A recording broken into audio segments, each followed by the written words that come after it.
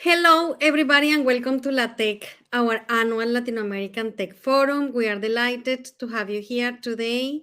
It's a very exciting event. You will see later on the type of companies that we have. I'm Tania Hoyos. My name is Tania Hoyos. I'm the Executive Director of the British and Colombian Chamber of Commerce, and I will be your host today during the keynote presentation, and I will be moderating the sustainability panel later on. This event is organized by this chamber, the British and Colombian Chamber of Commerce in London, the Mexican Chamber of Commerce in Great Britain, and with the support of Tech UK, the leading trade association for the technologies in the UK. This year, we have changed a bit the format. You will see the changes later on. We aim to showcase technologies that can assist reducing the technology gap in Latin America. We are delighted to have a great number of tech companies offering solutions in the agribusiness, sustainability, retail, mining areas, and geoscience, as they call it. Each company will be pitching their businesses and answering questions from the audience during the sessions.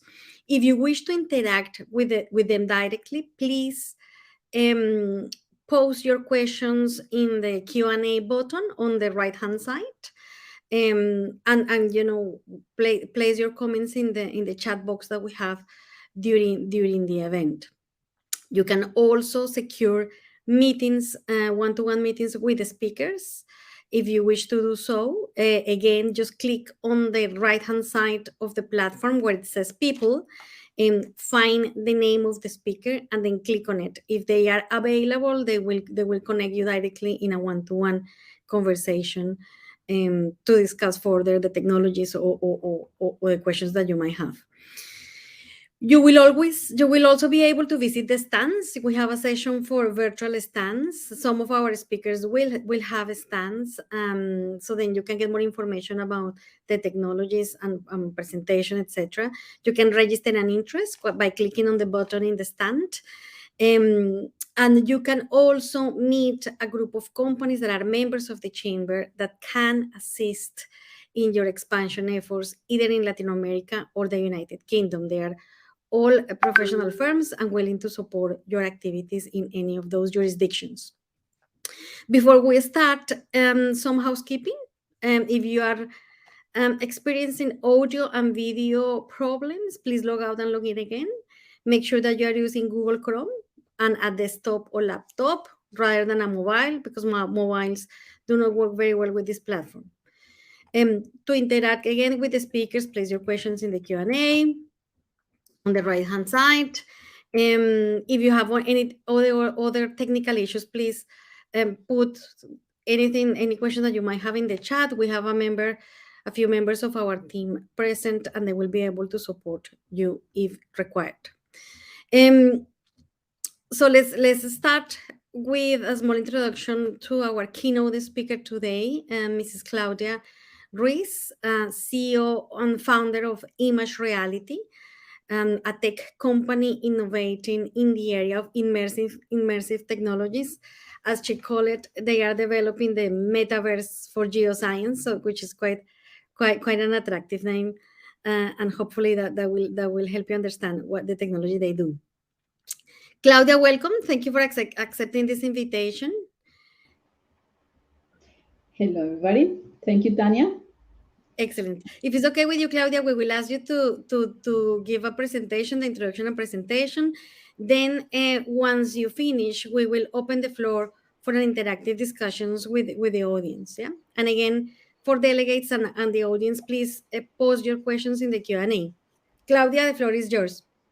Thank you very much. I'm going to be sharing my screen. So let me just, when you see my screen. So you're seeing my screen, right? So thank you, everybody. So I'm Claudia Ruiz-Graham, the founder of Image Reality. We are a UK startup based in the UK. We developed Stratbox, a platform for collaborative data integration in 3D space. I'm a geologist and explorer with over 20 years of international experience, most of it with BP, working on international hydrocarbon exploration. During my career, I had the opportunity to attend many fantastic field trips that sort of later on took me into starting my company. Today, I'm going to be talking about 5 challenges that I believe industries are facing today, and I'm going to be talking about how technology is helping with these challenges. The first one, challenge number 1, is that there is an increased need to understand the planet, its resources, and the impact of human activity. And there is a need to do this sustainably. With the advent of drone technology, now it's much easier to create 3D models of terrains and basically help to create a digital twin of Earth and landscapes. And that helps more people to see more rocks, more places. Challenge number 2, that I believe is, is a communication. There is a communication breakdown between industries and communities. Industries are perceived as, focus on profits, are perceived as, not caring, and it's hard to engage the communities, and that's really difficult, and it makes it difficult to operate. And I do believe it's a bit of an unfair perception. I witnessed, the impact that, for example, BP had in Colombia over 20 years of exploration, the impact that it had in terms of bringing new technologies, new practices, new environmental practices, and so on and so forth.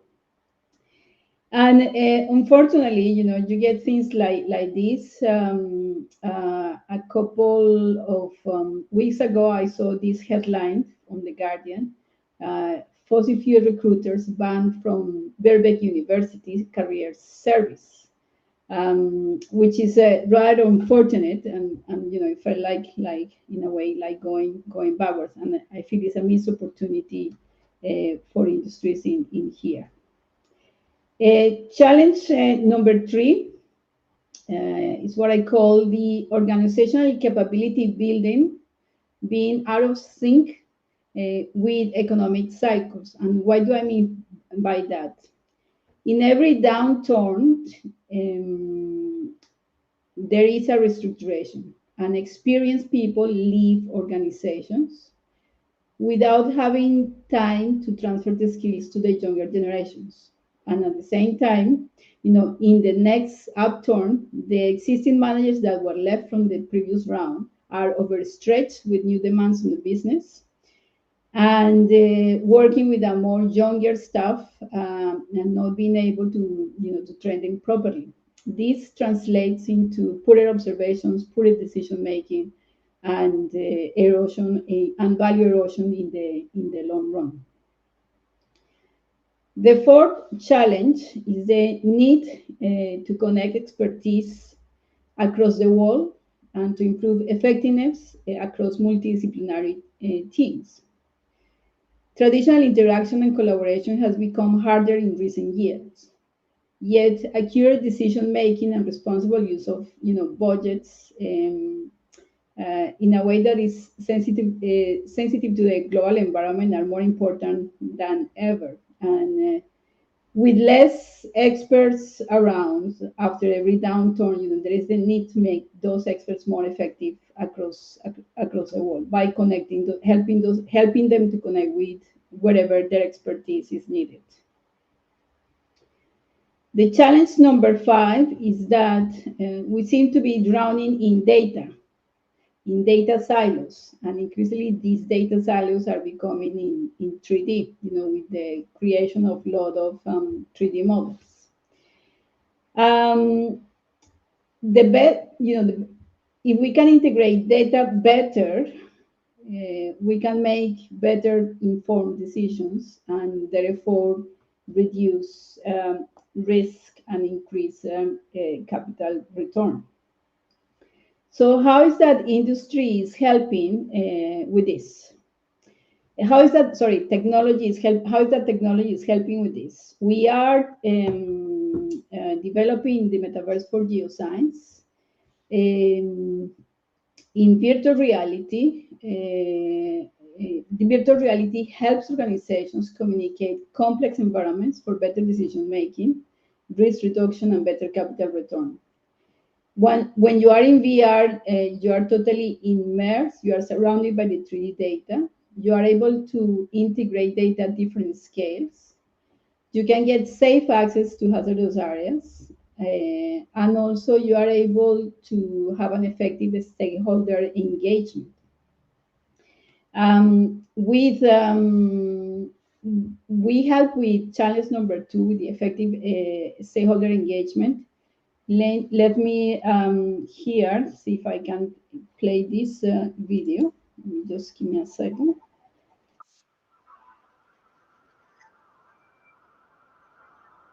Sorry, give me just a moment. I need to move this to this window. As you can see, you're totally immersed on the data. You can get people together working on the same virtual space. And you can integrate different data sets. It's much more simple to communicate concepts when people are together in a virtual environment, 3D concepts. Imagine that you are discussing operation facilities with the communities, a much more easier way to engage communities. Now, let me go back to the screen sharing. Sorry, let me just do this. So in terms of capability building, this is a case study where we connected teams from Ecopetrol in Houston, Bogota, and Rio de Janeiro. We had experts in the UK, and they took these teams in virtual field trips to Mexico, Argentina, and China. This wouldn't be possible if it wasn't in real life. The final challenge is about breaking data silos with being able to integrate data better. So you can create data integration, reduces risk and uncertainty, and improves decision making. I think I'm going to stop now before I eat into the time of the next participants. I would like to maybe open the floor for questions.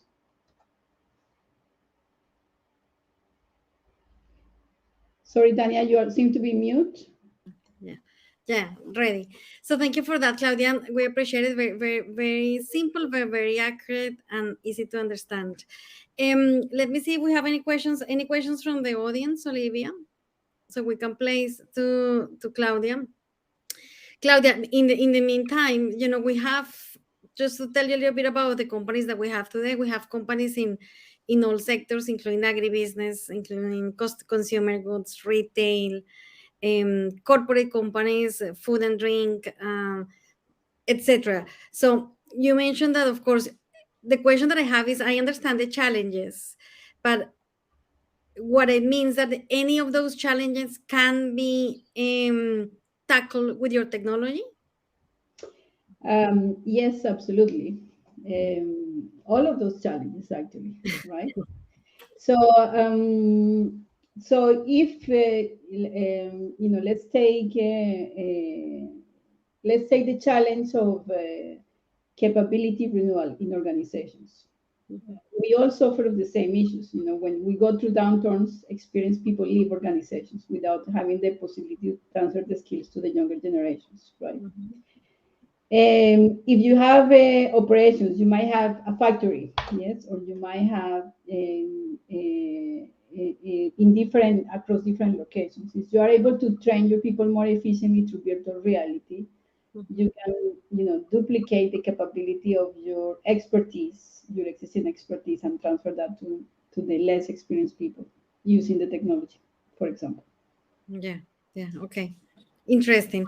Let me see if we have anything from the audience, Olivia. Apparently, we don't have any questions, I think. So maybe I think we might have it still a couple of minutes because Couple of minutes. I finished earlier just because I was worried we're not going to have enough time for questions. But maybe let me show you an application, a direct application into mining, into the case of mining with core data. Okay. Let me see if I can share my screen. Share my screen again. So let me do that. So we have a product called Stratbox. It's web-based. When you are drilling, you get samples of rocks, both in like in mining, you get a lot of this. For example, in our platform, you can integrate automatically. It's a web platform that facilitates organizations on-demand access to their data sets in an automated way. And you can interpret the core information, the images, and so on and so forth, and collaborate remotely with others. So to give you a feeling of a sense of what the platform that could do for mining. Let me just play this. Sorry, this is. Claudia, we are not seeing your screen. Are you sharing something? No, you are not seeing my screen? No. We All are not right. seeing your. Let's leave it like that then. Sorry. It's just, I'm not, for some reason, I don't know what happened. Well, Apologies. Claudia, if just for the audience, if if anybody's interested in talking to Claudia or know more about the technology, please visit the stand booth. They have we will run the stands until the end of the event at 5 o'clock, so you can ask any questions that you want with Claudia directly. There is also a button there where you can press, and then you can link it to her. Well, there is a last minute question, Claudia, for you. Is this technology considered a sustainable transition for the sector? Uh, Not I sure, let not me see. sure what it means. Is this technology considered a sustainable transition for the sector? Not sure what it means. Maybe. M- Maybe let me see if I interpret these questions correctly. Is this technology helps transition into sustainable transitioning, I guess, into Maybe. energy transition, and that's what I'm trying to interpret the question. Absolutely, yes. We need to do. Everybody agrees that we need to do energy transition, and we need to do it. We need to do energy transition, and we need to do it responsibly. Yes. Some countries are able to advance faster in the transition than others. In our countries, it's going to be at a slower pace, just because of the nature of the local economies. But by the use of this technology, you will be able to exploit better the existing resources and help you into the journey into the journey of energy transition. Perfect, Claudia. Thank you very much. I think that we will leave it there because then we are a little bit now late in terms of the transitions to other sessions. But thank you very much, Claudia. As I said, please visit the stand and interact with Claudia. You can request one-to-one meetings with Claudia on the people button. So press that and then have a conversation with Claudia during the afternoon today. Thank you, Claudia, once again. I appreciate Thank it. you very much. Thank you.